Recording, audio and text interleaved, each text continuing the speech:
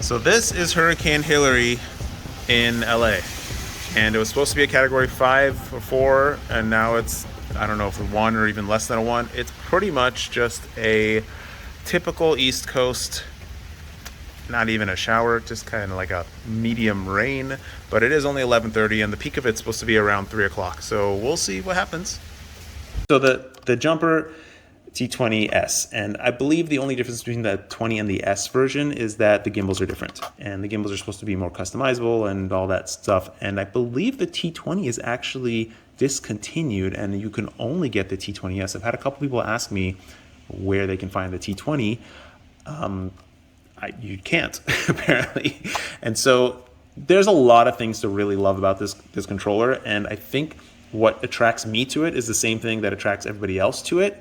The shape, specifically the size, is the number one feature. I mean, it just looks like you're getting a full controller that is a little bit shorter, and that is kind of sort of exactly what you're getting. And the things that I can say are fantastic about this controller is that, first of all, the overall size is great. Shape, not so much. We'll talk about that later. Antenna, fantastic. Super confidence inspiring. Bolted on there really well. I have a lot of confidence that this is going to hold up. Switches, very durable and strong feeling, all in the right place. A plethora of optional buttons and knobs and all these gizmos that honestly I don't see a use for, because I don't fly planes with the necessity for these things. But hey, it's there for you if you want to do that. I don't think we need all this stuff, but hey, it's there. The little trim knobs, great, fantastic that they're here. I don't know why there's so many of them, but like you could just do just one joystick per gimbal would have worked fine, but hey, it's there for you. It's great, and I really like the way it boots up, the lights that come on, the screen on here. It is a little OLED screen, and it's more like an e-ink display than an OLED display, because the black, it's not glossy. It's not glossy at all. It's actually matte. It's just, this is the most reflective it'll ever get. But the black will always stay black, and the white will be 100% visible in the brightest of sun. So I don't feel like a screen is even necessary. I don't understand anybody that says they want a bigger screen, because this is essentially just a voltage monitor for us. We don't really use it for anything. And what you do need to use it for, it is perfectly fine. It could even be smaller than this. I think the screen is fantastic. So massive kudos to selecting the perfect screen for this controller. The heatsink on the back is excellent. There's no fan in there. That's one major thing I dislike about the Boxer, is that I don't like the fact that it has a fan. This heatsink is actually thermally attached to the transmitter, which is amazing. It's a 1-watt transmitter as well, so it's got all that stuff. It's got a XT30 back here to power if you put another module back here that needs power. It's got another connector in there to wire in straight into the control. Like, they really did a great job on the layout of the controller, and the innovation, quote unquote, that they like to tout is there. And those are the screws that pop off the antenna, which is great. I mean, they really did it's a slam dunk from that respect, and I really appreciate that they got all that stuff right. Now, I have done quite a few mods to this. This is not the standard setup, and the S version, what's specifically special about it is that the gimbals come with these they actually come with these on there. And so what this is it's a little spacer that if you unscrew this top and bottom plastic silver piece, this one will pop in there on either side of the gimbal, and it will limit the range of the gimbal lateral travel. And then before I hacked it up, there were these pieces that go on top here that cover the screw in there, which if you tighten and unloosen the screw, it limits the range of the vertical on the gimbal. And so don't look at my edits yet. I'll talk about that in a minute. But by default, and let's just talk about the default controller, not with these mods I've done to the back, with the rubber things on and everything, compare it to the Boxer. I don't have a Radiomaster Pocket to compare it to, but compared to the Radiomaster Boxer, the gimbal range is pretty much the same. Even when you adjust it to the maximum range, you don't get a whole lot more travel, and it's a little wonky. I'll talk about it in a minute. It's the same. I couldn't begin to tell you the difference between them. Both of them are not full range gimbals, and both of them are just smaller in general. The gimbals, so this is where the downside comes in for this thing. While they did a great job on the look on all of it, it's just like pristine. the quality is just not there. It's unfortunate that it's just not there. And maybe I got a specifically bad one, but the gimbal qualities specifically are, it's just poor at best. I mean, the design of the gimbals are just not good. That this controller has potentiometer gimbals. I don't know why. I cannot even think of a reason why anybody would choose a potentiometer over a Hall sensor, when, especially when Hall sensors don't cost more at this point anymore. They are just a drop-in replacement, and are just, I don't know how a Hall sensor could be worse than a potentiometer sensor. But that being said, I also don't think a potentiometer sensor is a bad thing. I don't think it's a problem. It's just weird that in 2023, they chose to put potentiometers in here and actually advertise it in the name of the product as well. And while they are totally fine, I'm belaboring a point which probably doesn't matter at all, and it will not matter to the vast majority of people out there.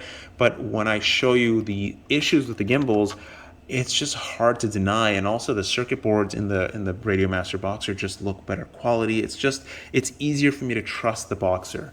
And even with the stock gimbals and stock everything, if I was to choose between these two controllers, I would go with the Boxer specifically because the gimbal quality is just leaps and bounds better in the Boxer.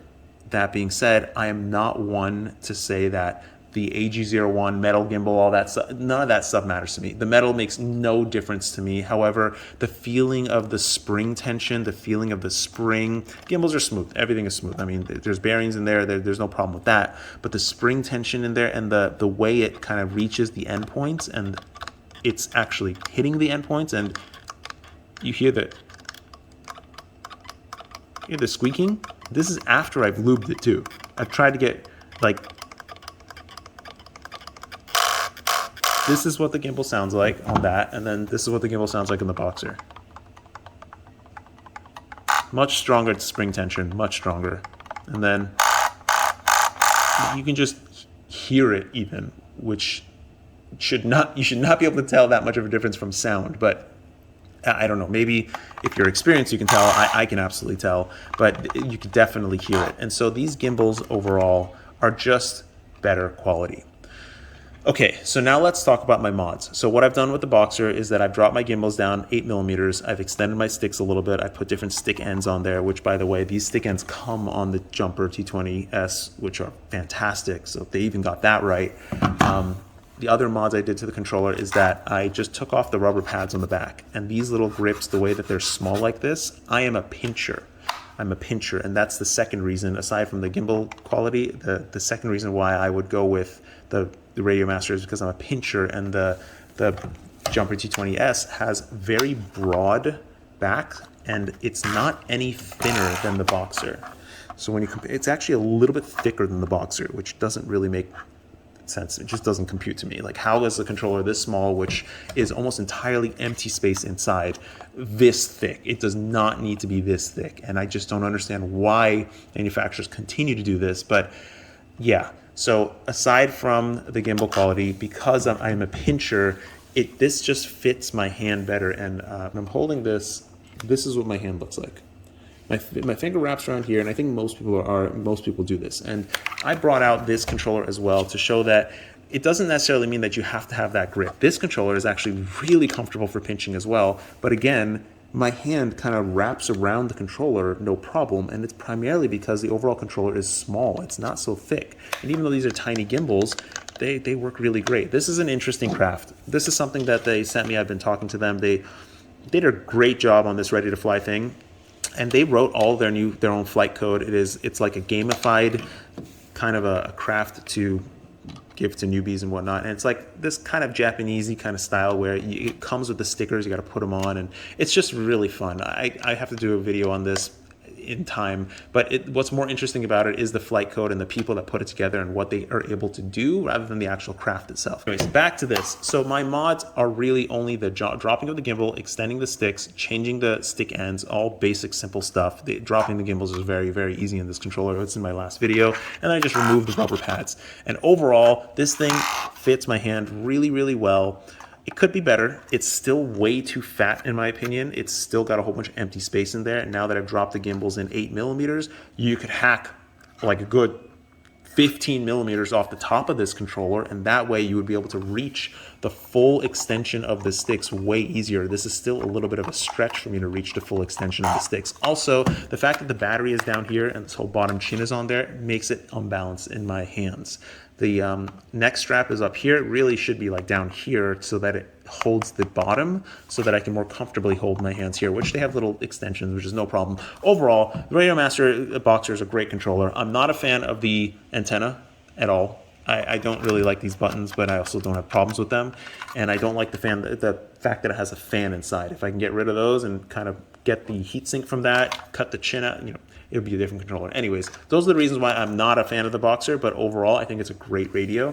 The Jumper T20S, I think, is excellent across the board in terms of size, look, features, innovation of it, great, but it falls flat on its face when it comes to quality. Okay, so let's talk about that quality issues first before I talk about the gimbals. So I cannot even calibrate the knobs and sliders on this thing. They don't calibrate correctly, and I've done it 30 times now, and they just do not calibrate correctly. So it'll not really be useful because you can't get the full range in the actual display. Like, it doesn't work. You'll calibrate it and it'll only actually function with half the actual range of the slider or the whatever you're trying to use. So I don't care about that because I don't use that. It's just an indication of questionable quality, which I don't know why it's like that.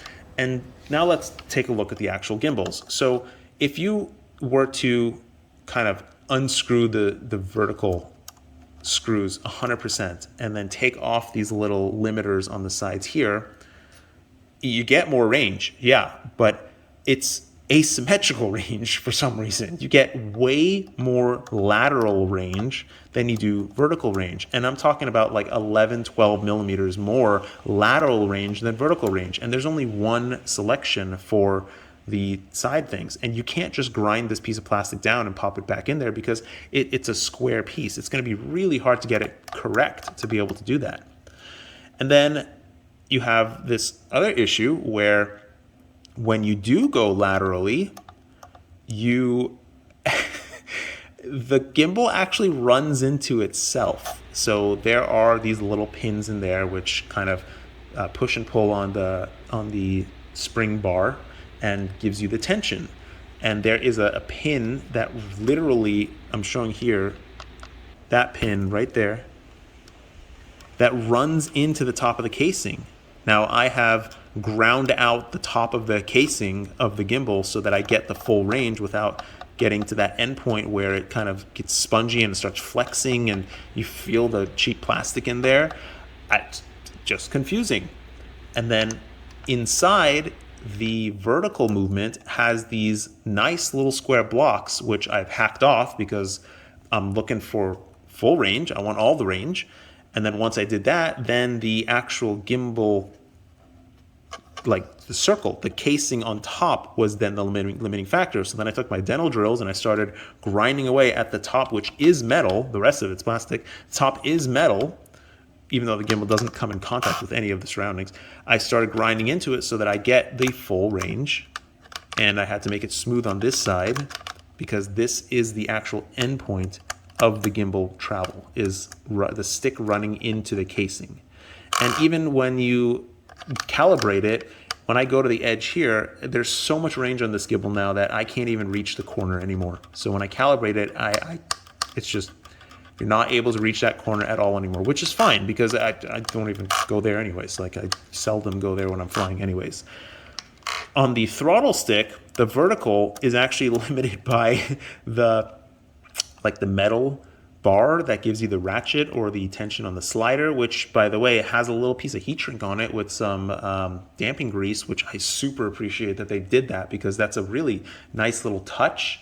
But at the same time, why is it so, I mean, the person that designed these gimbals, They knew this before they started making the gimbal. Like before they started manufacturing the gimbal, they knew it in 3D. It's got to be a 3D model. And they knew that the gimbal is going to run into itself. They knew that the spring tension is going to be too low because there isn't enough space to put a bigger spring. Even when you tighten it 100%, it makes almost no difference. They knew that you don't have the same amount of vertical and lateral range when you give it the maximum throw on the stick. It's just mind-blowing to me. And on top of that, they also know that the entire back of the case is hollow, completely hollow. So I don't know why it's so thick. It's very, very confusing. So the mods that I've done here is the things to the gimbals. I've done that to kind of free up the full gimbal motion, which I'll talk about in a second. And then I also cut holes in the back here, which I covered with tape just to kind of give my fingers a place to rest. And this is an attempt, I took the rubber off as well. This is an attempt at making it more friendly for my hand to actually hold. And so now when I hold this controller, you can see my pinky nicely sits inside the hole, which is a very comfortable place to hold the controller now. I can scoot my hand up closer to the top so that I can reach, the full range of the gimbal. And so this makes more sense for my hand. And I don't think that I'm special. Like these aren't my preferences. I think these are mostly the preferences of people with hands, which I've said in the last video. And I mean, there are preferences. There are many people that like smaller gimbals, and I can appreciate that, absolutely. And so for those people, kudos, because you got tons of options out there. But for people that are looking to be able to fly better, improve their performance and whatnot, I mean, it's bonkers to limit things so much and then put it in a casing that is unnecessarily huge and just kind of nerf the quality of the most important aspect of the controller. Just why? Like they make it 89% and then they just forget about the last 11%. Okay, so now that we got that out of the way, let's talk about the gimbal range, because once I freed up the actual gimbal range to get the maximum range out of this thing, I'm only limited by these actual rings on the top. I could grind away at the rings and kind of give myself more access to that range, but this thing has so much range at this point with all my mods that I don't even want this much range. So there is a school of thought where a lot of people have told me that you should never actually run into your stick endpoints. Racers do that very often because they actually set their controllers to, or their flight code, whatever, they set their rotation rate to very, very low, between 500 and 700 typically. I've seen some people at 400 too. And so when they turn, they just knock max deflection just to rotate and get around the turn. And that helps keep the craft smooth, because you don't want to be all jittery when you're flying a racing craft. You want to be super smooth to take those smooth lines. But when people fly freestyle, we're actually often kind of going like this, going wild and crazy, and many people prefer never to actually run into the stick endpoints. So when you have this much range in your sticks, which I'm talking about, there's like 57, 58 millimeters of range, and I don't even have my stick ends fully out. Like I can extend these stick ends more if I wanted to. That is, I consider 44 millimeters end to end to be full range, and that's what the X9D does. That's what I originally learned on, and I think that is full range, and I really don't need more. Once you hit that 44 millimeters end to end, there's other factors that are important, like the actual arc angle that the stick goes through. If it goes through less of an arc angle, you get less of the stick flopping over, so it's easier for your finger to actually track with that arc. So I would prefer to have the overall gimbal pivot point as low as possible so that there isn't a whole lot of arcing to the actual stick, and you still get maximum range, or the 44 millimeters that I'm looking for. Ideally, you'd have a controller that is thinner, easier to hold, where your fingers can actually reach more range, and I have pretty large hands, so that you can manage a wider range of stick movements, and that is ideal in my mind.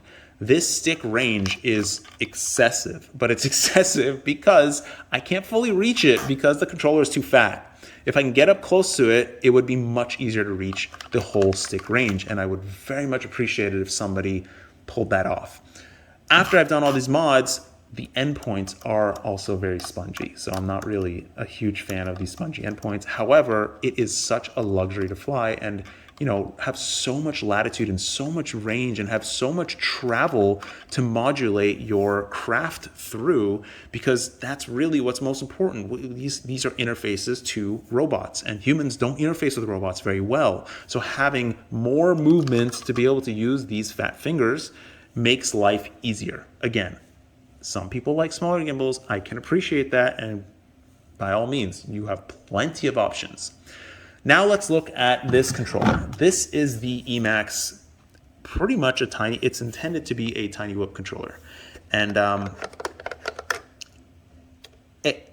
of the box, I picked it up and I'm like, holy moly, these sticks have a lot of travel. These sticks have like 5 or 6 millimeters more travel than my modified Boxer radio. And this is just a cheap whatever radio. It's got 100 milliwatt ELRS in it. It's not out yet, the ELRS version. This is actually comes with another craft from EMAX, which I can't talk about yet. It's not going to come out for a while. But yeah, the controller is really the gem here. And I have begged, which is the CEO of EMAX, to please remake this controller with a little bit better quality, because the overall, I mean, it is just a low-ish quality controller because it's designed to be a beginner controller. But the gimbal quality is actually quite nice. It's not bad at all. There are a couple of, well, the good thing is that it's super thin. It's got these nice little bumps in the back, really easy to hold. When you hold it, you can really easily get it in the palm of your hand, and you can scoot way up to that gimbal and you can get all the way around. The one negative thing about it is that the gimbal pivot point is not as low as it could be. The gimbal pivot point could sit lower. So when you look at the actual deflection of the stick, I can't really show it. The deflection of the stick on the EMAX radio is quite a bit. It's like 10-15 degrees more than the Boxer. It's not enough for it to make a massive difference in the way you control it, but it is enough for me to feel, and it definitely kind of cramps the motion a little bit, but it's like when you go past the top, it kind of like you pop over the top of it too much, because the arc is so much that it's really hard to kind of modulate over that top unless you're like really touchy on it. But overall, a little more spring tension, a little better quality. You don't really need a screen, but throw a screen on there to make people happy, and this thing is freaking awesome. I really hope that EMAX pulls it off. Also, it is so lightweight. Also, it needs a module bay or just a proper ELRS 1 watt in there with a heatsink, preferably like the Jumper T20S, and they got themselves a star of a controller. I cannot even believe this just randomly was sent to me by EMAX. All right, and just listen to that. Like, even with the weak gimbals, weak springs, the way it reaches back to normal. This doesn't even have bearings. It doesn't have bearings on the gimbals. Like, they're really just they're not cheap. They're just low-end design. The gimbals are good quality, but the design is low-end because it's not designed to be a high-end controller. So do a little bit of high-end work, and they got themselves a super gem on their hands. Okay, so overall, I think the Jumper T20S is totally fine. I have kind of blown it out of proportion, all these aspects of it, and I totally understand that. I do recommend it for people looking for a controller for thumbing, because it is a great thumber controller. Pinching, I give it a second thought. And that's it. I don't have a Radiomaster Pocket to compare, and I don't really want a Radiomaster Pocket to compare. I think Jumper did a fantastic job on their innovation, but they could have just taken it that last 10% and gotten it really, really right and had a golden controller. Really hope EMAX redevelops this controller to make it the right controller for our industry, because it's phenomenal. And floss your teeth. Take care. Bye.